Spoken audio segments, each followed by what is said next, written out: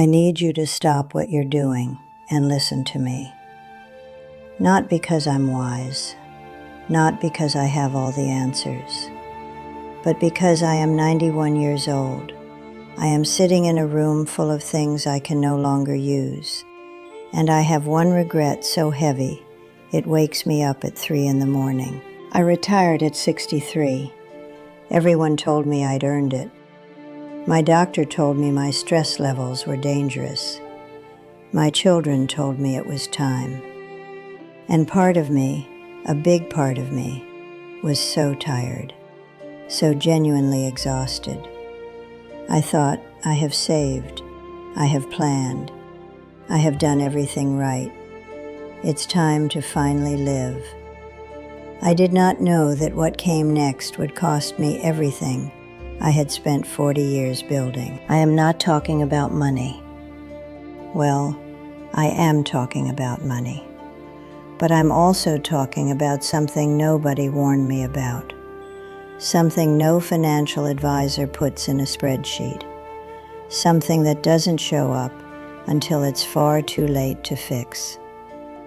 I'm talking about what retirement actually does to a woman when she's not ready for it. And I am telling you right now, I was not ready. I just didn't know it yet. My name is Margaret. I was a school principal for 31 years. Before that, a teacher for 9. I raised 3 children mostly alone after my husband left when our youngest was only 4. I managed a household, a career, a mortgage, all on a principal's salary. I was not a woman who fell apart easily until I retired. And the falling apart didn't happen all at once.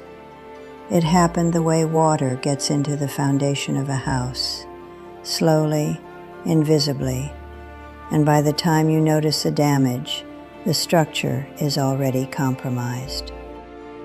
I thought retirement would look like morning walks, time with grandchildren, books I'd been saving for 30 years. And for about 8 months, it was almost true. Then the money started moving faster than I expected. Then my knees started to go. Then the days started to feel long in a way I had never experienced.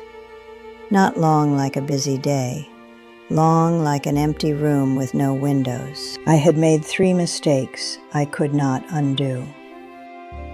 Mistake number 1. I retired before I understood what it would cost me. Not financially, but mentally. I had been Margaret the principal for 40 years. I had a title, a purpose, a reason to get dressed in the morning. The day I retired, all of that disappeared. What I didn't have was any understanding of how much of my identity was tied to that job. How much of my self-worth was wrapped up in being useful, being needed, being the woman who ran things. I wish someone had sat me down and said, "Margaret, who are you without the job? Not what will you do, who will you be?" I was not ready to answer that question. Mistake number 2. I trusted a number on a piece of paper more than I trusted the reality in front of me.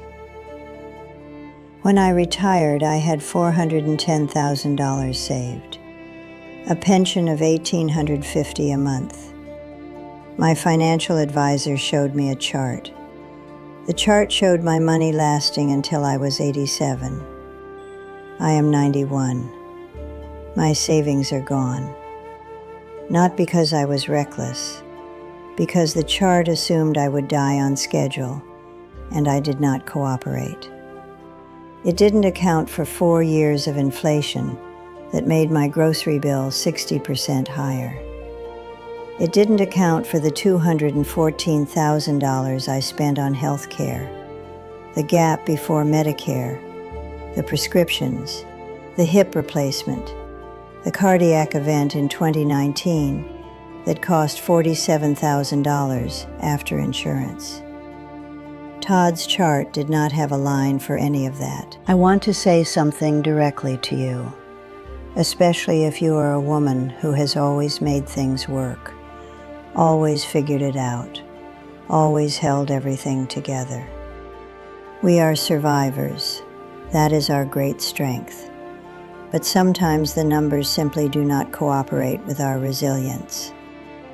Making it work at 91 means choosing between my medication and my heating bill in January.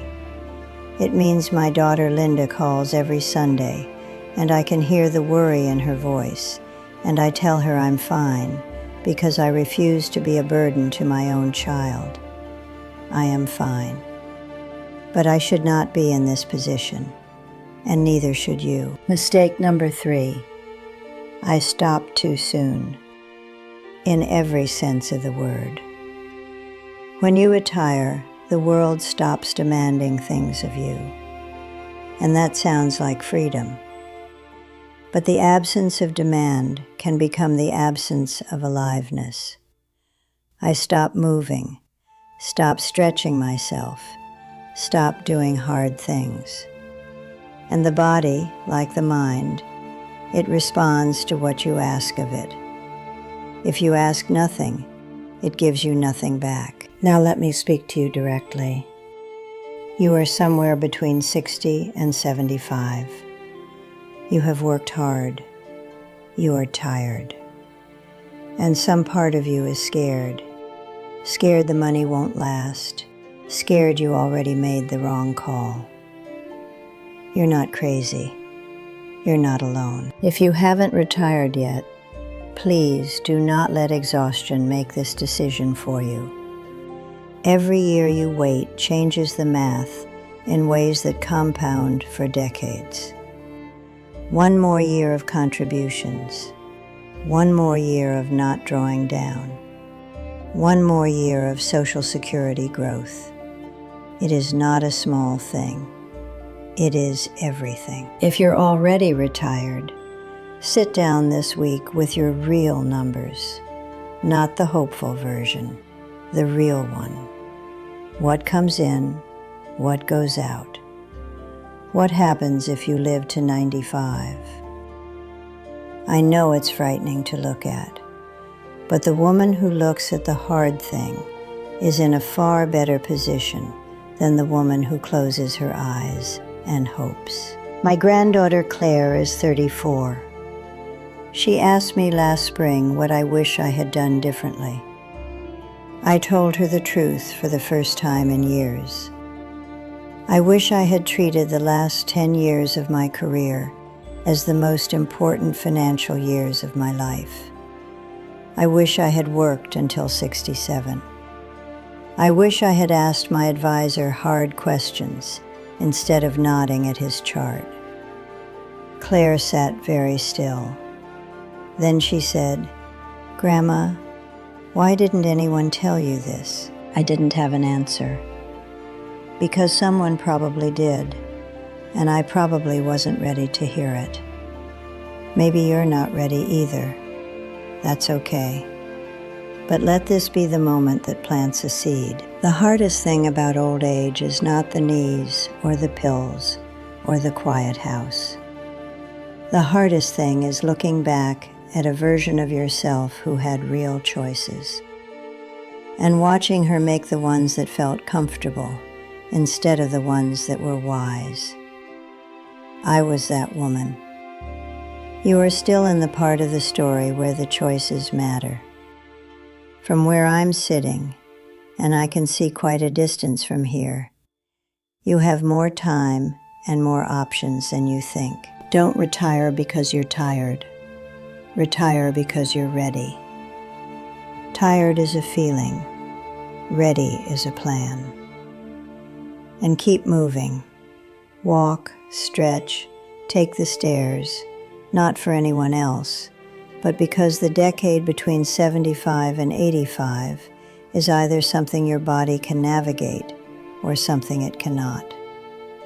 That difference is decided in the years you have right now. Life is not short, it is long, much longer than the chart predicted. The question isn't whether you'll have enough years. The question is whether you'll have enough for all of them. I didn't. Don't make the same mistake I did.